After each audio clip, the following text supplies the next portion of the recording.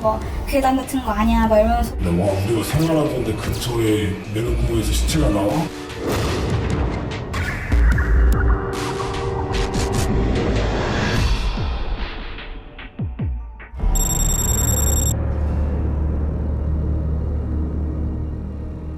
이분이 이거든요. 이쪽 배관 밑에 5m 가방을 해서 이렇게 안에 들어있어요. 불로 묶어서 손잡이를 묶어서 그대로 그 집 먼저 올렸었어요.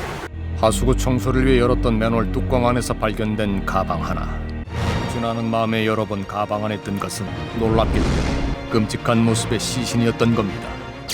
5m 가방 안에 사람이 팬티 바람으로 어디 그냥 분이 쓰여져 있는 팬티에 그냥 꿇어앉아 있는 그런 현상이었어요. 변사자의 머리에는 비닐봉지가 씌워져 있었고 목에는 봉지에 매듭이 묶여진 상태였습니다. 게다가 봉지의 안에는 덧붙여진 청테이프가 발견이 됐습니다. 부검상에서 확인되었던 것은 그 목 부분에 방패연골이라고 얘기를 하는데요. 이 방패연골 쪽 중앙 부분에 불규칙하게 이렇게 골절된 골절단이 확인이 되기 때문에요.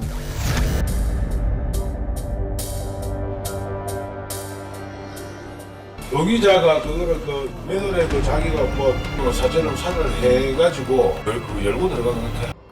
누군가에게 살해를 당한 뒤 사람들의 눈을 피해 맨홀 속에 버려진 변사체. 경찰은 급히 유전자 감식을 의뢰했습니다. 썩어서 아예 안 나왔지. 그냥 채취 자체가 안 되는 그런 사체였어요. 부검 결과 변사체는 키 165cm 전후의 남성으로 밝혀졌습니다. 대학 기숙사 바로 옆에서 발견된 남성의 시신. 원래 거기서 훈련받는 곳인데 뭐 군대도 아닌데 뭐 군리고 맨날 그냥 군대하고 비슷해요. 맨날 기숙사에서도 뭐 사람 죽었다고 뭐 그런 소리. 대학 특성상 기숙사는 엄격한 규율이 강조되는 분위기였는데 변사자가 학생일 가능성은 없는 걸까? 저희는 9시, 10시마다 인원 점검 하고 저희 학생이었으면 그 인원 점검 때 없다는 걸 알고 변사자의 신원이 밝혀지지 않자 사람들 사이에서는 소문만 무성해졌습니다. 처음에 유학원 중국인 학생 있잖아요. 그 학생이라고. 아니다 뭐 청소 노동자라는 얘기도 있다. 경찰 분들은 조직폭력배 관련해서 이렇게 된 것 같다라고. 맨홀 속에 갇혀 얼굴도 이름도 사라져버린 남자. 제일 먼저 살펴볼 것은 부패에도 가장 온전하게 남아있는 치아입니다. 안타깝게도 변사체에는 신원 확인의 희망이었던 치과 기록마저 없는 상태였습니다. 그런데 피해자에 대해서 치아가 말해주는 중요한 정보 하나가 있었습니다. 우리 치아편이 마모되는 현상을 우리가 교모라고 하는데 그 교모를 보고 이 나이를 판단하는 겁니다. 비교적 나이가 좀 든 사람입니다. 40대 정도거든요. 그렇다면 피해자는 언제 가방 속에 버려진 걸까?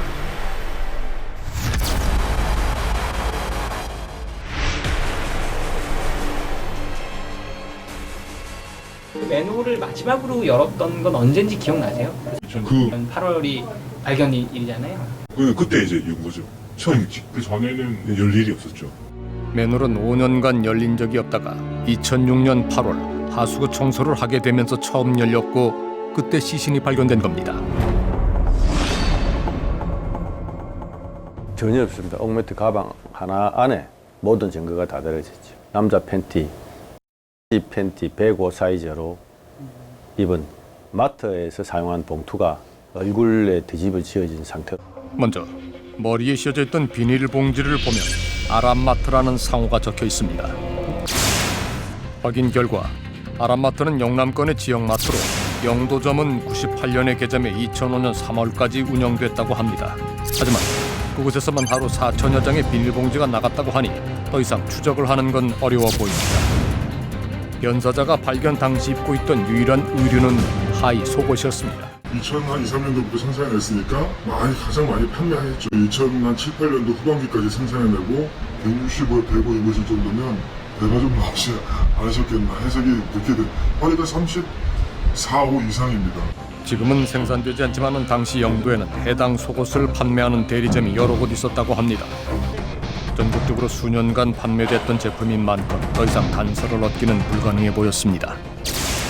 이제 남은 건 변사체가 들어있던 옥매트 전기장판 가방입니다. 가방에는 한 의료기 제조업체 이름이 적혀 있습니다.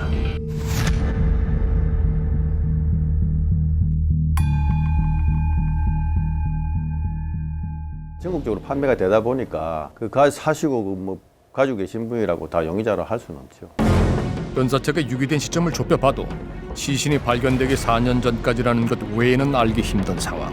그런데 시체 상태가 부패가 시체처럼 썩고 그런 부패 상태가 아니었고 고체화되어 있는 그런 피부 상태가. 물이라든지 습도가 높은 환경에서 시신 전체가 왁스의 형태처럼 이렇게 만지면 미끈미끈하고 뭔가 지방층이 있다는 느낌이 드는 그런 형태로 바뀐 거를 실화파라고 합니다.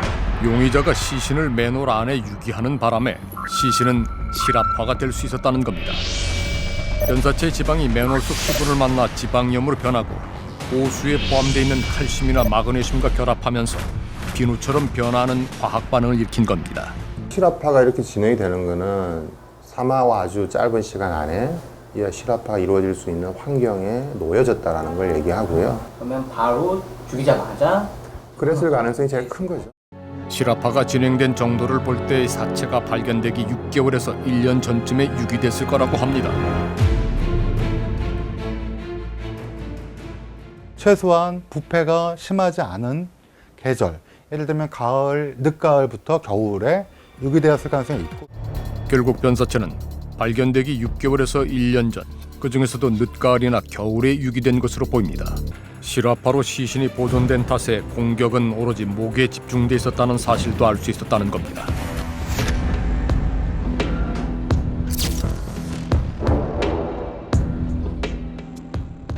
당시에는 검출되지 않았던 6개의 유전자 정보를 온전히 확보하게 되면서 수사도 활기를 띠었습니다. DNA가 나오고 나서 계속 수사했죠. 부산청 전체 거까지. 보통 유력한 실종자는 나오지 않았나요? 일치하는 가족이 나오지 않으면서 사건은 다시 원점으로 돌아갔습니다.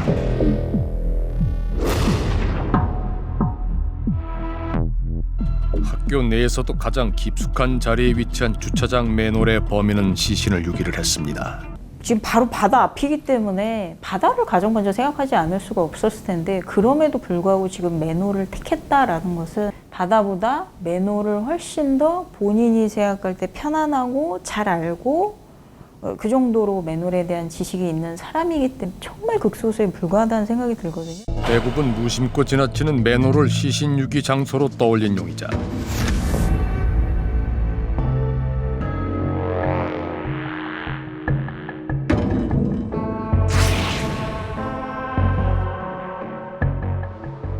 요만한 홈이라도 있으면 열기가 영 쉬울 건데 이건 좀 힘드네요. 용의자는 맨홀과 친숙하고 도구를 다루는 데 익숙한 인물인 것으로 추정이 됩니다. 공교롭게도 10년 전 학교 안에서는 여러 개의 공사가 진행 중이었다고 합니다. 대학 내 다른 공사 현장에는 임시직으로 고용된 인부들이 많았다고 합니다. 직장같이 꾸준하게 나온 것이 아니고 하루 왔다가 또 무슨 날 안 나올 수도 있는 기고 안 나와도 이상하지 그런 것은 없죠. 일용직이니까. 학교 내 공사 현장에는 일용직 노동자들도 수시로 드나든 탓에 누가 사라졌다고 해도 완전히 인지하기는 어려웠을 겁니다.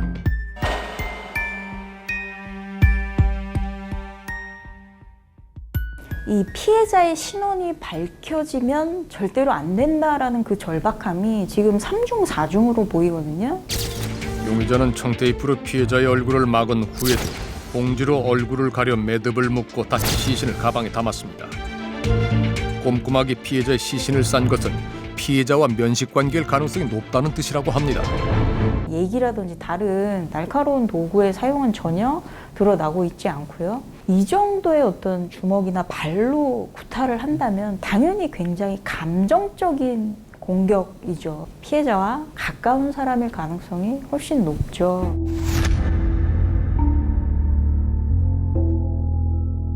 범행 장소 자체가 실내에 일상적인 물건들이 있는 장소에서 범행이 이루어졌다. 그 의미는 이곳에서 멀지 않은 곳에 당시에 거주를 한 피해자와 용의자가 같이 동거를 하거나 거주했을 가능성도 있거든요. 키가 크지 않은데 체중도 꽤 많이 나갔을 걸로 80kg 이상 나갔을 가능성이 농후한 걸로 보이거든요. 누가 시신을 운반하는데 조력을 기울여주는 사람이 있지 않는 이상 쉽게 옮기기는 힘들 것이다.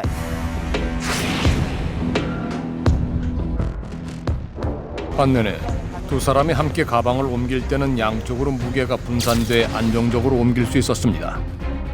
당시 발견된 옥매트 가방 역시 뜯어진 곳 하나 없이 온전한 상태였습니다. 서로 간에 어떤 범행에 대해서 은폐를 한 그런 믿음성이 있기 때문에 가족 간 범죄는 가능하다고 봅니다. 범인은 아마도 가족이나 가족처럼 친밀한 관계에 있던 동거인일 가능성이 커 보입니다.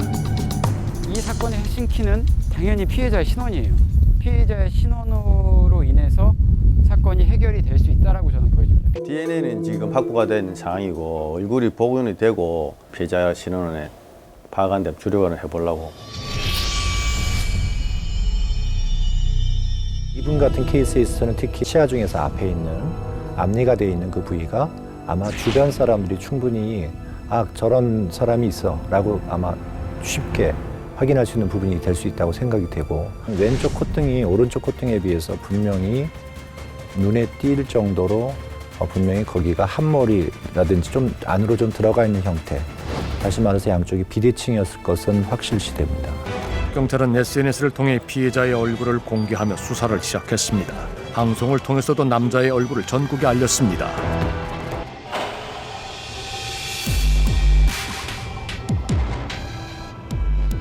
가족분들이나 지인들이 빨리 좀 저희들한테 제보를 해주셔가지고 조속한 시일 내로 유족을 찾고 변사자의 신원을 확인하면 더 이상 좋을 바가 없습니다.